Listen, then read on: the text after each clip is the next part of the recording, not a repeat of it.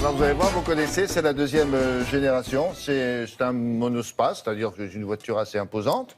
Voilà. 7 places. Mais elle va ressembler ou elle s'approche d'un autre style de véhicule que vous connaissez aussi. Ça s'appelle un SUV. Autrement dit, en version française, traduite, ça veut dire que c'est une voiture familiale. Une voiture familiale. Qui ressemble un peu à un petit 4x4. Quoi, voilà, aux allures de 4x4. Alors, la 5008, elle a sa clientèle. Il y a des gens qui ont besoin d'un monospace, qui ont besoin de cette place. Mais c'est vrai que la silhouette du monospace ne plaît plus. La silhouette qui plaît, pourquoi ça ne plaît plus? Pourquoi trop massif? Parce que la mode est au SUV. La tendance, les gens préfèrent des voitures avec un design un peu moins carré, donc un peu plus SUV, des véhicules un petit peu plus bas. Et donc, Peugeot s'est dit, on va garder les avantages, on va essayer de garder les avantages du monospace, puisque les gens souhaitent avoir un monospace, mais on va lui donner ce style SUV. Ce qu'il faudrait pour qu'on comprenne bien, parce qu'on n'est pas tous des spécialistes de l'automobile comme vous, c'est voir l'ancien. Et puis voir que ce que vous voulez dire, à quoi ça ressemble. Oui, hein. oui. On montre ça, on va retrouver des photos de la première génération, si vous avez ça. Allez. Donc, nous l'avons essayé à Lisbonne.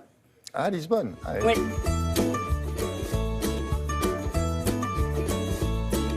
Concernant le 5008, ce qu'on a voulu faire, c'est quelque part combiner le meilleur des deux mondes.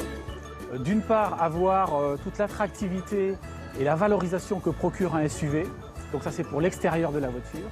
Et à l'intérieur de la voiture, ce qu'on a voulu faire, c'est mettre la modularité d'un monospace. C'est la combinaison de ces deux choses qui, je pense, va nous permettre de créer quelque chose d'un peu nouveau sur le segment et potentiellement de faire un succès de cette voiture.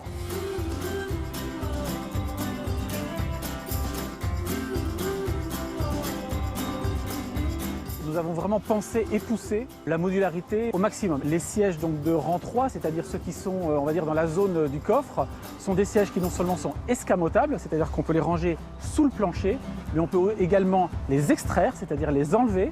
Et à ce moment-là, ça permet évidemment d'avoir des rangements supplémentaires de façon importante. Et puis ils sont très faciles à manipuler puisqu'ils ne pèsent que 11 kg. On peut également ajouter le fait que nous aurons le plus grand coffre de la catégorie, donc c'est effectivement aussi un atout. Et bien sûr, je ne peux pas oublier le Peugeot iCockpit, donc qui est ce poste de conduite de toute dernière génération, extrêmement technologique, qui allie un petit volant, un combiné digital et une dalle numérique, qui permet aux clients d'être dans un univers de modernité et également d'ergonomie.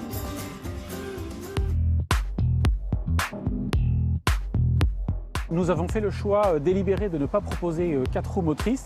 80 à 90% des clients n'ont pas besoin d'un vrai 4 roues motrices.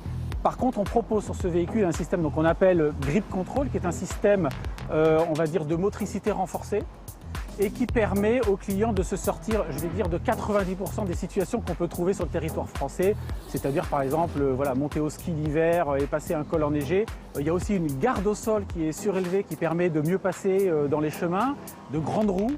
Et nous avons également un système d'aide à la descente, là qui est nouveau, c'est-à-dire qu'en cas de descente un peu dangereuse, la voiture va autoréguler sa vitesse à 8 km/h, voire 3 km/h dans des pentes très prononcées.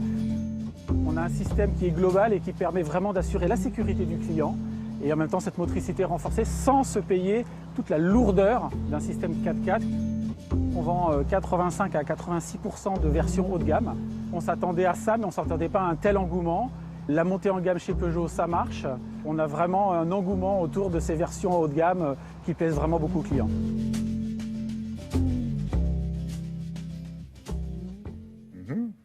C'est joli ce coin-là. On est en dehors de Lisbonne, je suppose. Oui, tout à fait.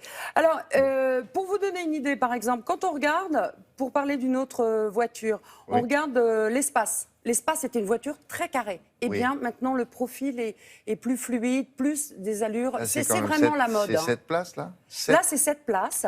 Alors, l'avantage, les places arrière sont un peu étriquées, hein, les places du 3e rang, mais en tout cas, elles existent. On peut éventuellement enlever les sièges, c'est bien. Et les sièges ne sont pas très lourds, ils ne pèsent que 11 kg, parce qu'habituellement, quand on enlevait les sièges dans un monospace, Fallait quand même Ouais, il être. fallait un déménageur. Voilà. Ce ne sont pas 4 vraies roues motrices, ce n'est pas un vrai 4x4, mais les 3 quarts du temps, on n'a pas besoin d'accord. d'un vrai 4x4. Je trouve que ce véhicule a pas mal d'avantages. Ils ont réussi, je trouve, le pari de combiner les avantages du monospace et l'allure du SUV. Je trouve qu'il est pas mal. Alors, les tarifs sont un petit peu en hausse parce que Peugeot monte en gamme. Alors, c'est vrai que c'est un véhicule, les véhicules sont mieux finis, plus beaux, mais enfin, les tarifs sont... On va essayer de retrouver on se pousse. une photo du modèle précédent, la première génération. Merci beaucoup, Anne Crécy.